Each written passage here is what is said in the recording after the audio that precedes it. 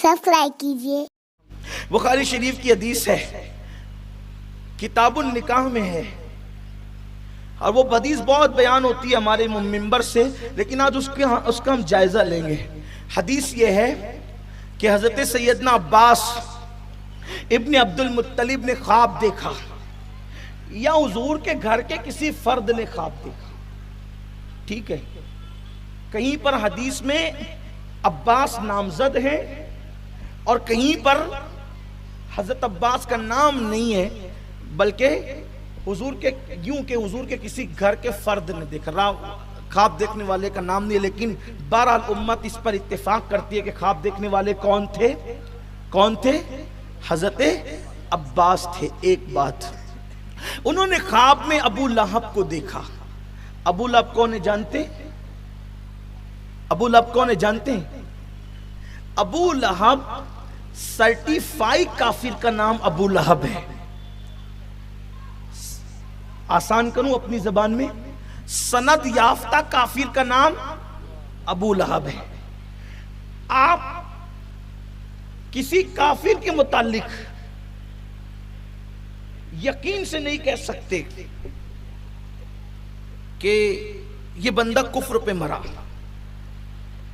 हालांकि जाहिरी हाल का एतबार है, जाहिर में वो जिस चीज पे मरा उसको वही कहेंगे, है ना। लेकिन एक बात बता रहा हूं आपको, मुमकिन है मरते मरते तौफीक हो गई हो और उसने कलमे तैयबा पढ़ लिया, लेकिन अबू लहब ऐसा काफिर है कि जिसके कुफ्र पर पूरी कुरान की एक सूरत गवाह है, तब्बत यदा अबी लहब। और फिर उसके जहन्नमी होने में भी कोई शक नहीं है, क्योंकि उसके जहन्नमी होने पर कुरान गवाह है। उस अबू लहब को हजरत अब्बास ने ख्वाब में देखा, पूछा, ओ अबू लहब तेरा हाल क्या है? उसने जवाब दिया कि मैं जहन्नम के अजाब में गिरफ्तार हूं, नबी से दुश्मनी करता था सल्लल्लाहु अलैहि वसल्लम, तो जहन्नम के अजाब में गिरफ्तार हूं।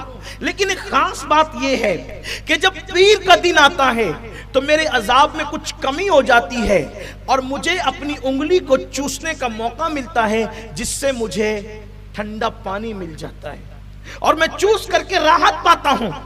आप तवज्जो फरमाएं, ये मैंने मफहूम पेश किया हदीस पाक का। अल्लाह अकबर। अब आप मुझे बताएं कि अबू लहब को ये जो उंगली चूसने पर जहन्नम में जो ठंडा पानी मिलता है, कुरान कहता है ला बारिदिन वला करीम, जहन्नम के अंदर ठंडा पानी नहीं है, लेकिन जहन्नम में हफ्ते में एक रोज नहीं मिलता। अगर आप ये कहेंगे कि अल्लाह मेहरबान है अबू लहब पर, अल्लाह ताला उसको दे देता है, तो फिर जुमा को क्यों नहीं देता? क्योंकि जुमा तो सैयदुल अय्याम है। पीर को क्यों देता है? वो चूसता है तो पीर को देता है, और वो ठंडा पानी मिलता है, उसको थोड़ी राहत होती है, अजाब में कमी होती है। क्यों? उसकी वजह बयान की जाती है कि पीर के दिन आमिना के लाल की, मेरे और आपकी आका की विलादत हुई, तो अबू लहब ने खुशी में अपनी कनीज सुएबा को उंगली के इशारे से आजाद कर दिया। नबी की विलादत की खुशी में उंगली के इशारे से आजाद कर दिया। अल्लाह तबारक व तआला ने उस काफिर को नबी की पैदाइश पर खुशी मनाने के सदके में जहन्नम में उस पर ये एहसान फरमा दिया। अल्लाह अकबर। लेकिन अबू लहब ने नबी समझकर खुशी नहीं मनाई, भतीजा समझकर खुशी मनाई। जब नबी को भतीजा समझकर वो खुशी करता है तो उसको भी जहन्नम में थोड़ा सा फायदा मिलता है। जो मेरे नबी को नबी और महबूब खुदा को महबूब खुदा समझकर खुशी मनाए, अल्लाह उसको कितना इनाम अता फरमाएगा। काफिर को किसी अमल पर इनाम नहीं मिलता, लेकिन नबी की विलादत की खुशी करने पर उसको इनाम मिल रहा है। लेकिन अब बात यहां आती है कि ये तो ख्वाब है,